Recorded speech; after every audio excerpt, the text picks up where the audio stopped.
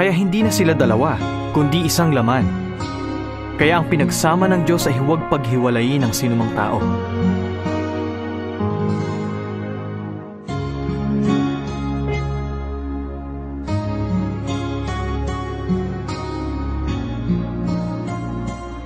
Ang dalawa ay mas mabuti kaysa sa isa dahil may mabuting gantimpala ang pagsisikap nila.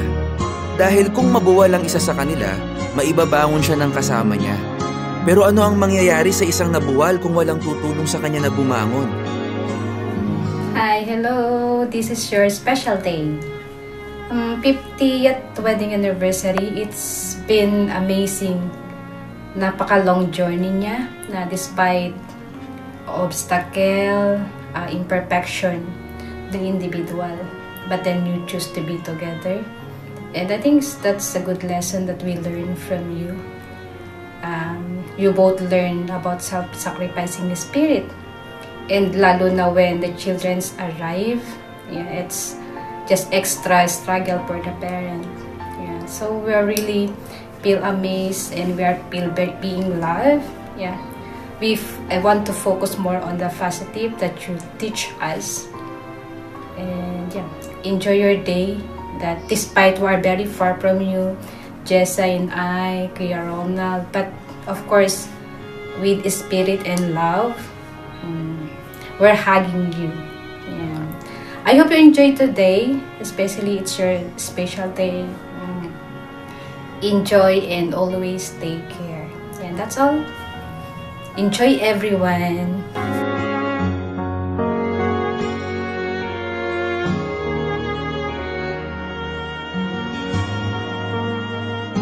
At nalaman natin na mahal tayo ng Diyos at naniniwala tayo rito.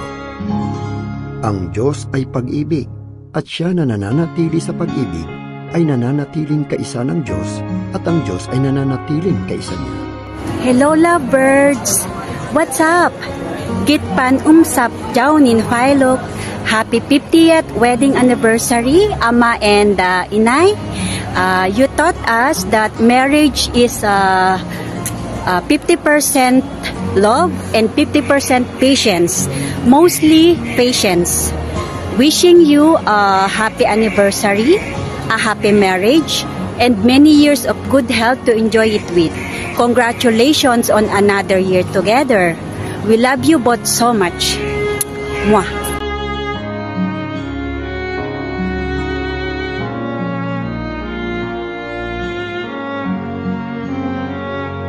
Mga asawang lalaki, patuloy na mahalin ng inyong asawang babae kung paanong inibig ng Kristo ang kongregasyon at ibinigay ang sarili niya para dito. Happy 50th anniversary po sa inyo, Ama Fred and Aidel. Sana bigyan pa kayo ng maraming wedding anniversary sa mga susunod na taon.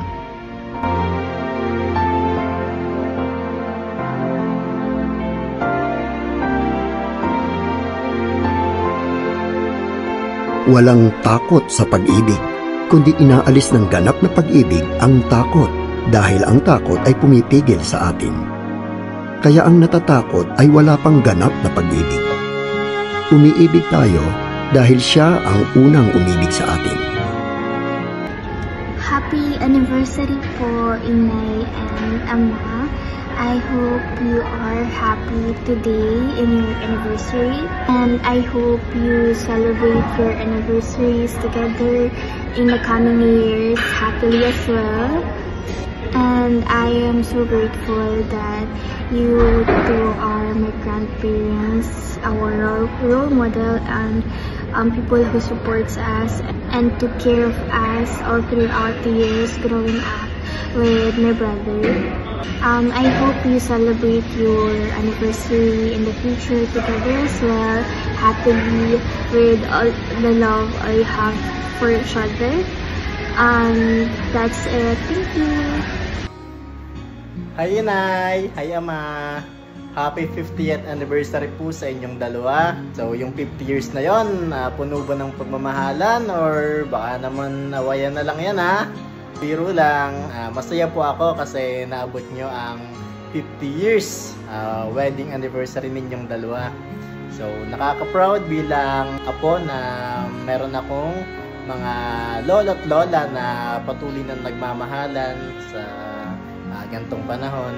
Sobrang thankful po ako na kayo po ang naging lolo at lola ko, sapagkat simula pa lang pagkabata ko is kayo po ang nag-aruga sa akin, nagbigay ng advices. Kung hindi dahil sa inyo is wala akong ngayon dito sa pinaroroonan ko.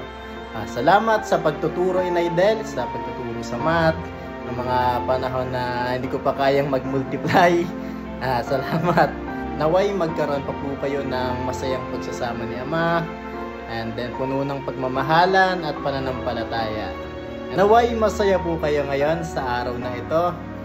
Kahit malayo kami ni Regine at ng ibang mga tito at tita, sana'y maramdaman nyo pa rin po ang aming pagmamahal sa inyong dalawa.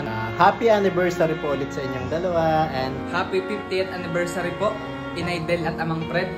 Wish ko po sa inyo na magpatuloy pang inyong pagmamahalan para sa mga susunod na darating pa pong anniversary. Wish ko po sa inyo na magkaroon kayo ng good health and marami na pong blessings galing sa Panginoon. Yun lang po. Happy anniversary po ulit. Happy anniversary po, Inay Del at Amang Fred.